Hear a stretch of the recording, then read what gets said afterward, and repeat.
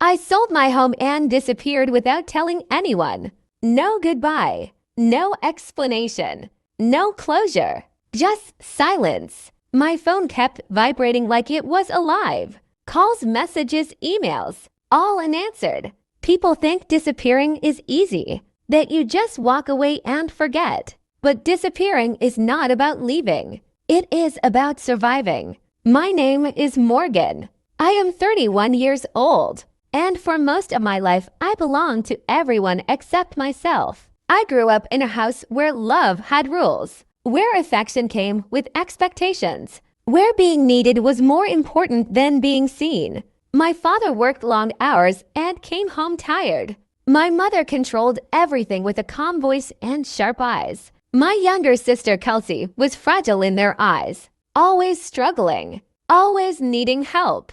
And then there was me, the responsible one, the reliable one, the one who never caused trouble. I learned it early that saying yes kept the peace. That silence avoided conflict. That strength meant endurance. While other kids played, I studied. While others rested, I worked. I paid my way through college. I worked multiple jobs. I sacrificed sleep, weekends, and joy. When I succeeded, they said I was lucky. They never called it discipline. They never called it sacrifice. They called it fate. And because fate had smiled on me, they believed I owed them. The requests started small. Gas money, groceries, emergency bills. I never said no. Each time my phone rang, I already knew what they needed, and I gave it. Not because I wanted to, but because I was trained to. No one asked how I was. No one noticed when I sounded tired. Every conversation ended the same way. A favor, a reminder, a quiet guilt. Family helps family. That sentence followed me everywhere. 3 years ago, I bought my home, a small condo in a quiet neighborhood. 2 bedrooms, large windows, a place that felt like breath. I worked 8 years to afford it, saved every extra dollar, said no to vacations, said no to comfort. When I finally paid it off, I sat on the floor and cried. Not from sadness, from relief. For the first time, something was mine. I thought it would be safe. I was wrong. They noticed the space, the quiet, the stability. Comments began to slip into conversations. You live alone in all that space. Your sister struggles so much. Her kids share a room. I laughed it off. That is what I always did. Until Christmas Eve. The house smelled the same as my childhood. Warm food, familiar music, comforting lies. We ate together, smiled together, pretended together. After dinner, I washed dishes in the kitchen. That is when I heard it. Plans, dates, keys. They spoke like my home already belonged to them. Like my life was already decided. They said I would cry. They said I would accept it. They said I always did. Something inside me went quiet. Not angry, not emotional, clear. I finished washing the dishes, dried my hands, walked back smiling. That night, I did not confront. I did not argue. I planned, because survival sometimes looks like silence.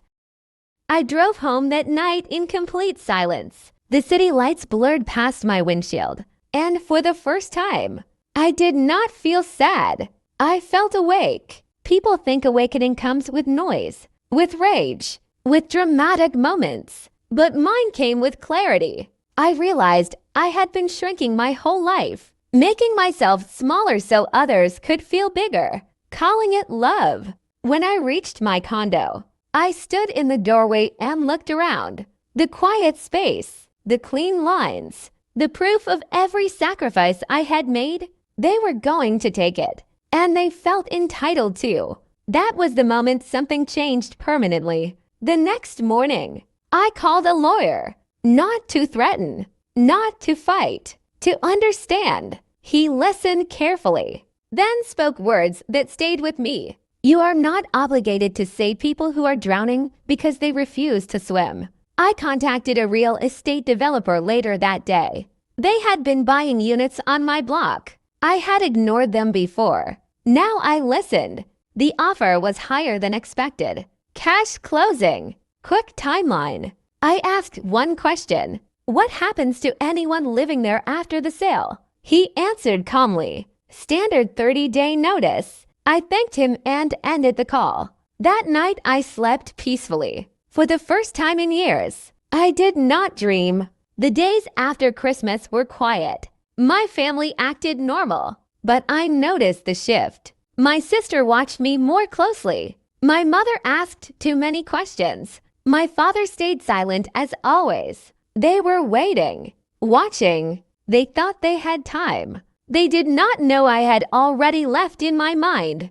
I met my lawyer 2 days later, signed papers, reviewed numbers. The sale was clean, legal, final. No drama, no confrontation, just ownership reclaimed. While they planned how to take my home, I planned how to take my life back. I accepted a job offer in another city, one I had delayed out of fear, of distance, of guilt. The contract felt light in my hands. That week, I packed quietly. Only essentials, only what mattered. Every item I placed in a box felt like a release. I left the spare key exactly where it always was. They would use it, but not how they expected. On the day of closing, I signed the final document, transferred ownership, received the funds, and with one signature, I disappeared. I changed my number, deactivated my accounts, left the city before sunrise. By the time they realized, I was already gone.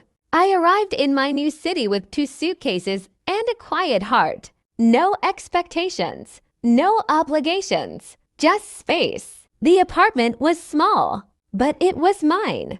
Every inch chosen by me. For the first week, I kept checking my phone, out of habit, out of fear. Then the messages started. Missed calls stacked quickly, texts filled with panic, emails heavy with blame. They were confused, angry, desperate. My mother wrote first, asking what I had done, accusing without asking. My sister followed, talking about the children, about homelessness, about family. My father sent nothing. I read every message, then placed the phone face down. I did not respond. Silence was not punishment. It was protection. Through distant relatives, I heard the story spreading. That I was selfish. That I abandoned them. That I destroyed the family. They said I betrayed them. They never said they planned to take my home.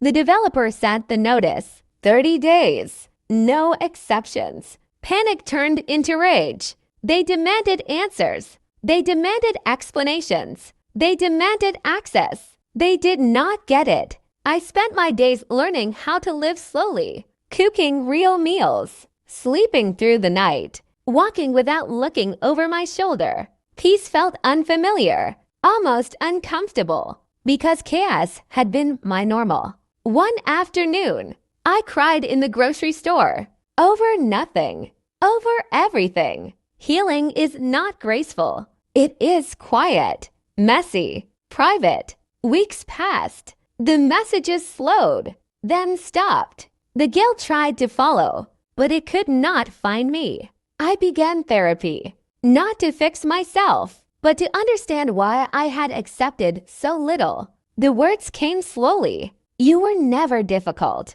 You were just surrounded by people who benefited from your silence. That truth settled deep. I stopped feeling responsible for their choices, their debts, their lives. I stopped explaining. I started living. Months passed without noise, without demands, without fear. I built routines slowly. Morning walks, evening cooking, weekends spent doing nothing. Nothing felt like freedom. I learned that rest is not laziness. That peace is not selfish. That choosing yourself is not betrayal. Sometimes memories returned. Holidays, laughter, a version of love that was never really safe. I allowed myself to grieve, not the people, but the idea of what I hoped they could be. One evening, I received a message from my niece, a simple photo, a drawing, a woman standing alone under a wide sky. She wrote, "This is you." I held the phone and cried, not from sadness, from recognition, because children see truth before it is taught to hide. I did not go back. I did not explain. Some doors do not close loudly. They close forever. I am still learning who I am, without guilt, without obligation, without fear. Some days are quiet. Some nights are heavy, but none of them feel like drowning. If you are listening to this and you feel tired in your bones, if you are the strong one, the fixer, the giver, please hear this. You are allowed to leave. You are allowed to choose peace. You are allowed to stop answering. Sometimes disappearing is not running away. It is finally coming home.